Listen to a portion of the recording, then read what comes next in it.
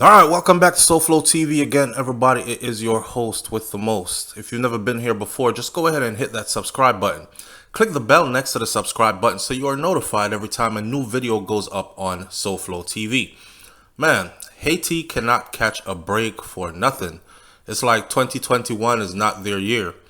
Now, we all know now that their president was recently assassinated. I'm talking about Jovenel Moise. He was recently assassinated, and after the president was assassinated, the country is in kind of a limbo, and there's a lot of guns, drugs, illegal stuff going on, and a lot of people pressuring going on, and they haven't even found out the whole story as to why or who did that yet.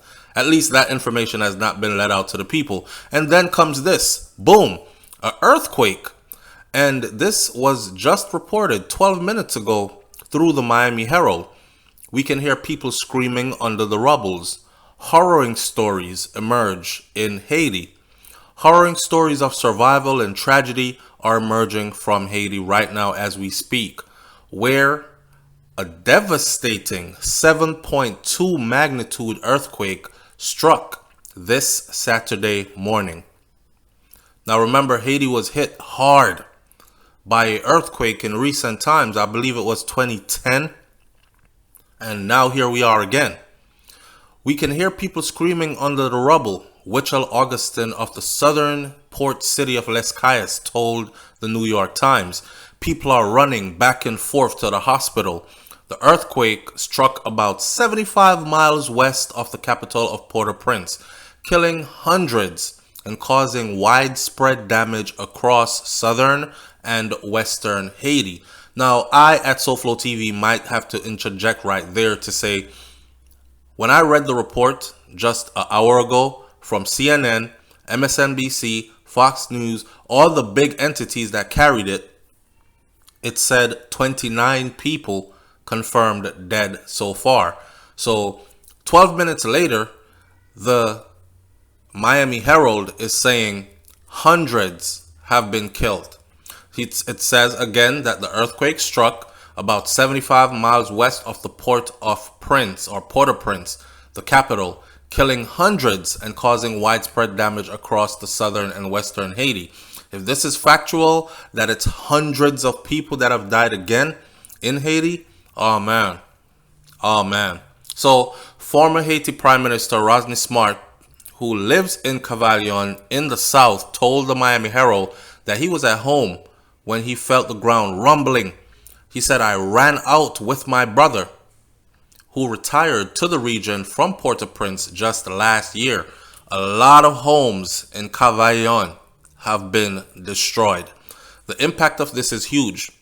Ralph Simon, who is a radio station owner in Jeremy, told the Washington Post, he said, I was still in bed with my children and my wife. My wife had a heart attack. I had to save her life. There's damages to the house. People are crying. And his wife, he is saying, had a heart attack, a real heart attack, right in the middle of this earthquake because the earthquake was so powerful.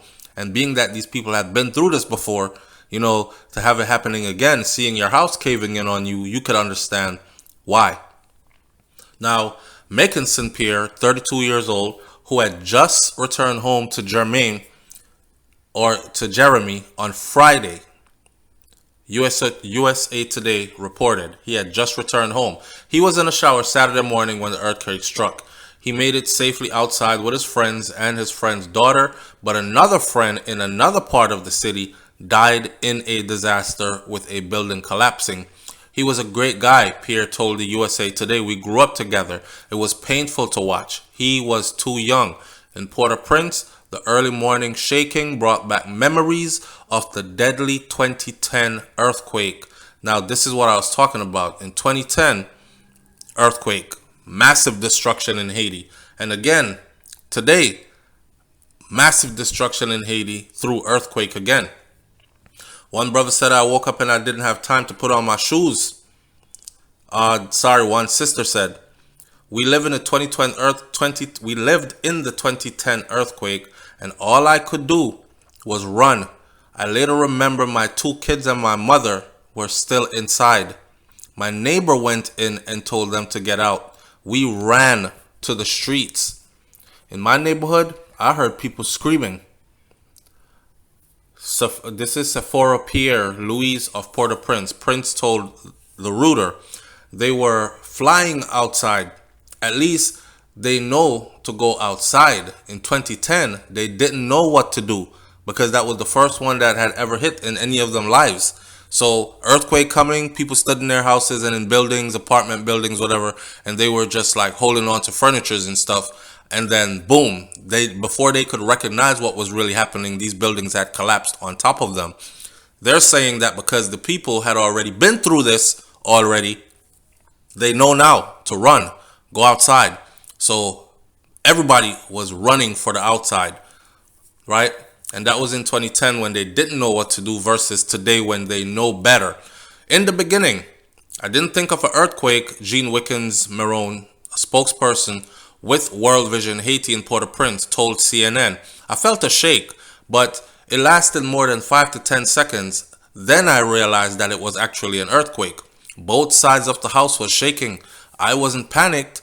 I realized it would take seconds to get out of the house, and it was best to just let it pass. So as we stand now, the Miami Herald is saying that there are hundreds of people that have been hurt, and I am actually seeing video footage of the earthquake right now as we speak, as they are rescuing people from under the rubbles.